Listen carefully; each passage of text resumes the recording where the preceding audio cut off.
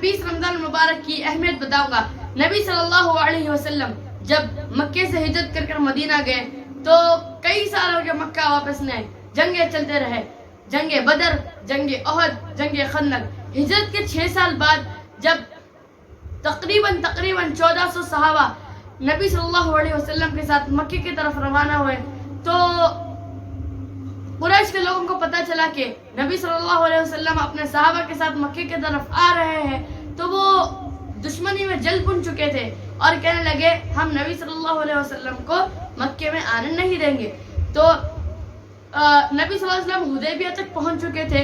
حرم کی حدود حدیبیہ کے فوراً بعد شروع ہو جاتی ہے، لیکن قریش کے لوگوں نے نبی صلی اللہ علیہ وسلم کو حدیبیہ پہ روک دیا اور کہنے لگے آپ یہاں نہیں آ سکتے، مکے میں نہیں آ سکتے، اور اکسانے لگے کہ آپ جنگ کرو۔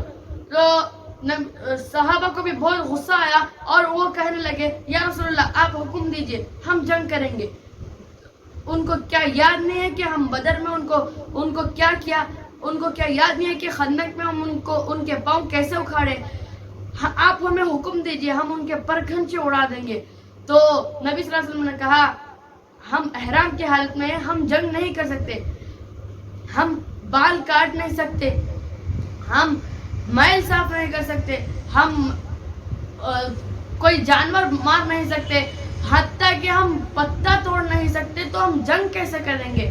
تو لہذا نبی صلی اللہ علیہ وسلم نے کہا ہم لڑنے نہیں آئے، ہم صلح کرنے آئے ہیں۔ تو اب قریش کے لوگوں نے جب اب صلح جو اب کرنے شروع کیا، اتنا دبایا، سارے شرائط اپنے حق میں لکھوا دیے، ایک شرط بھی مسلمانوں کے حق میں نہیں لکھا۔ کچھ شرطیں میں آپ کو بتاتا ہوں۔ پہلی شرط آپ واپس چلے جائیے، اس سال آپ عمرہ نہیں کر سکتے۔ دوسری شرط اگلے سال آپ جب عمرہ کرنے آئیں گے تو آپ تلوار نہیں لائیں گے، آپ ہتھیاریں نہیں لائیں گے، صرف آپ چند ساتھیوں کے ساتھ آئیں گے۔ تیسری شرط مکے سے جو شخص مدینہ چلے جاتا ہے یا مسلمان بن کر مدینہ جاتا ہے تو آپ اسے واپس کر دیں گے، جو مدینہ سے مکہ آتا ہے ہم اس کو واپس نہیں کریں گے۔ ایک حلیف جماعت بول کر ہے، مدینہ کی حلیف جماعت مکے میں ہے اور مکے کی حلیف جماعت مدینہ میں ہے۔ تو قریش کے لوگوں نے کہا آپ یہ حلیف جماعت سے نہیں لڑیں گے، ہم بھی نہیں لڑیں گے۔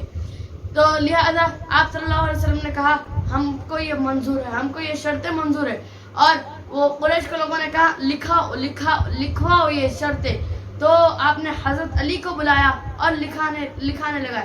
حضرت علی نے لکھنا شروع کیا، من محمد الرسول اللہ صلی اللہ علیہ وسلم الی رؤیا القریش۔ تو وہ ٹائٹل ذرا قریش کے لوگوں کو پسند نہیں آیا کہ اس میں یہ رسول اللہ کیوں ڈالا گیا، کہ ہم تو رسول اللہ مانتے ہی نہیں ہیں، اگر ہم مانتے تو یہ لڑائی کیسی، یہ اس کو مٹاؤ۔ تو حضرت علی نے کہا نبی صلی اللہ علیہ وسلم نے کہا علی مٹاؤ اس کو۔ تو حضرت علی نے کہا یا رسول اللہ میرا کام لکھنا تھا، میں نے لکھا، میرے میں اتنا طاقت نہیں کہ میں اس کو مٹاؤں، یہ الفاظ، یہ لفظ رسول اللہ، اس کو میرے کو مٹانے نہیں آتا۔ انہوں نے قلم وہاں پر رکھ کر اٹھ کے کہنے لگے یا رسول اللہ آپ کسی اور سے مٹوائے، میں نہیں مٹا سکتا۔ تو آپ نے خود ہی اس کو مٹایا اور لکھا من محمد بن عبداللہ رؤیا القریش الی رؤیا القریش، عبداللہ کے بیٹے محمد اور قریش کے رئیسوں میں یہ معاہدہ ہے۔ تو وہ لوگ اس پر راضی ہو گئے۔ اتنا ہی نہیں، ان کا صبر کا جو جھلک، ان کا جو صبر کا وہ جو پیمانہ وہ لبریز ہو چکا تھا۔ ایک ابو جندل ابھی تازہ مسلمان ہوئے تھے، وہ مکے میں رہتے تھے۔ تو وہ ان کو جب یہ خبر ملی کہ نبی صلی اللہ علیہ وسلم آئے ہوئے ہیں تو وہ اپنے باپ سے آزادی لے کر دوڑتے ہوئے آئے اور صحابہ میں شامل ہو کر سب سے گلے لگنے۔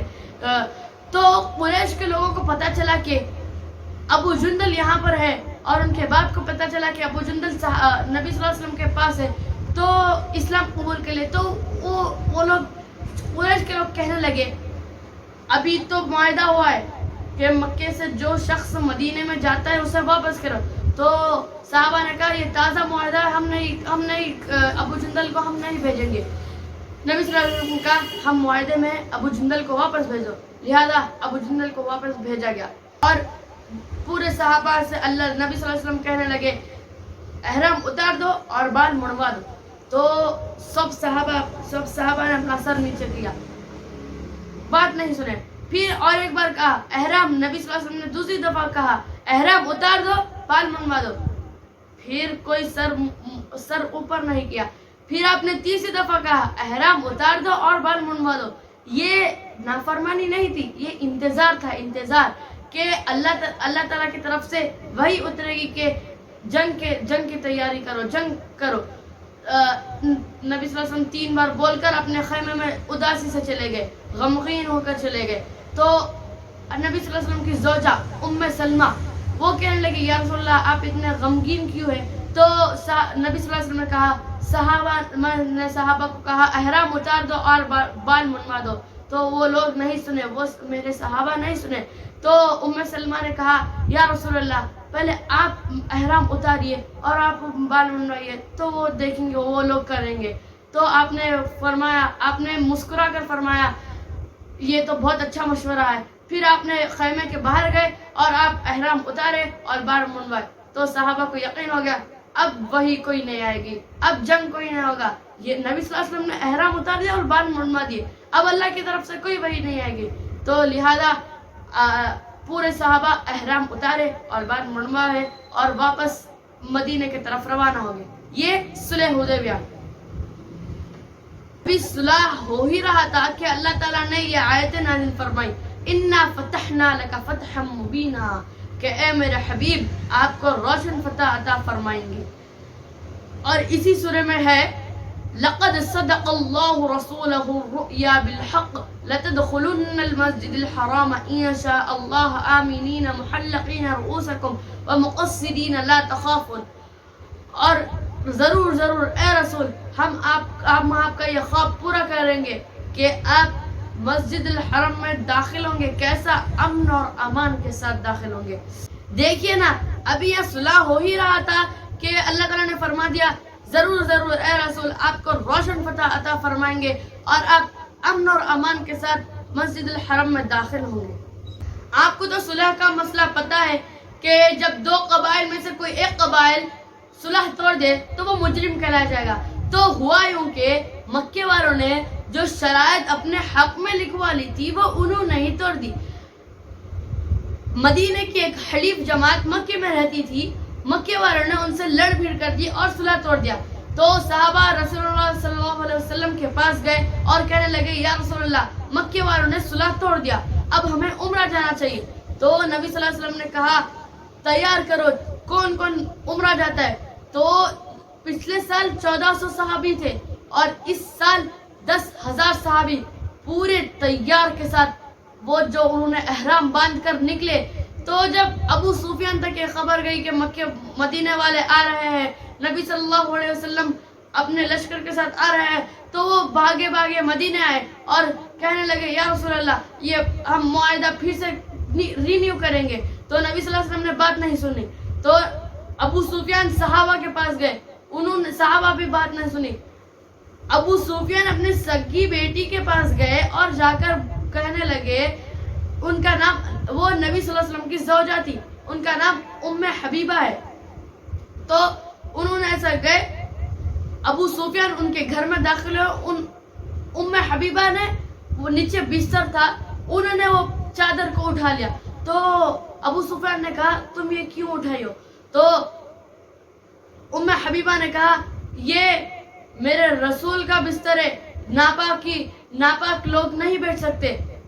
तो लिहाजा अबू सुफियान की बात किसी ने नहीं सुनी। तो नबी सल्लल्लाहु अलैहि वसल्लम मक्के में दाखिल होते जा रहे थे और ये पढ़ते जा रहे थे लक़द सदक़ल्लाहु रसूलहु रुया बिलहक़, ये पढ़ते जा रहे थे और मस्जिदुल हरम में दाखिल होते थे। जब वो सुलह हो रहे थे सुलह हुदैबिया में, तो नबी अल्लाह ताला ने जो आयतें नाजिल किए थे वो नबी सल्लल्लाहु अलैहि वसल्लम पढ़ते जा रहे थे और मस्जिदुल हरम में दाखिल होते जा रहे थे। इतनी शान से आज कोई कत्ल नहीं होगा, किसी को हम कत्ल नहीं करेंगे, कोई जंग नहीं होगी। आज अमन और अमान के साथ नबी सल्लल्लाहु अलैहि वसल्लम मक्के में दाखिल हो रहे थे। تو سعد بن عبادہ کہنے لگے ابو سفیان الیوم یوم الملحمہ الیوم تستحل الحرمہ، ابو سفیان آج بہت گرم دن ہے، آج حرم کی عظمت اڑ جائے گی. تو وہ ابو سفیان کے لگے مارے گئے.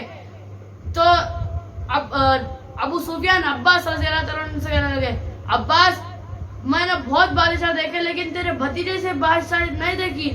تو عباس رضی اللہ تعالیٰ عنہ کہنے لگے ابو سفیان تجھے کب عقل آئی، یہ بادشاہت نہیں ہے، یہ نبوت ہے.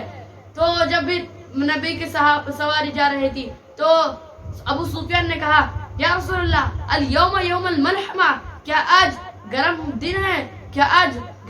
تو نبی صلی اللہ علیہ وسلم نے کہا الیوم یوم المرحمہ، آج تو رحم کا دن ہے. تو آپ کے سردار کہہ رہے الیوم یوم الملحمہ، نہیں آج تو محبتوں کا دن ہے. تو اسی طرح میرے نبی مسجد الحرام میں داخل ہوئے اور آپ نے بیت اللہ خانہ کعبہ پر یوں ہاتھ رکھا اور کہنے لگے ہاں بھائی آج میں کیا کروں گا، آج جو عبد المطلب میرے دادا کے گھر جائے گا اسے کچھ نہیں کہا جائے گا، جو مسجد الحرام میں آئے گا اسے کچھ نہیں کہا جائے گا، جو ابو سفیان کے گھر میں پناہ لینے جائے گا اسے کچھ نہیں کہا جائے گا. تو وہ لوگ جو حرم کے لوگ تھے ابو سفیان کو خبر دینے لگے. جب ابو سفیان کو خبر ملی تو وہ بھاگے، وہ حیران پریشان ہو گئے. ابو سفیان پریشان ہوئے، میں 21 سال سے ان کو مارنے کا منصوبہ بنا رہا ہوں اور نبی صلی اللہ علیہ وسلم کہہ رہے ابو سفیان کے گھر میں جو پناہ لے گا اسے کچھ نہیں کہا جائے گا. وہ بھاگے اور کلمہ پڑھ لیا. یہاں مکے کے لوگ 1-2 کلمہ نہیں پڑھے، ہزاروں کی تعداد میں مسلمان ہوئے. جب اللہ ساتھ ہوتا ہے تو فتح کیسے بھی ہوتی ہے، بنا قتل و قتال کے فتح ہو جاتی ہے.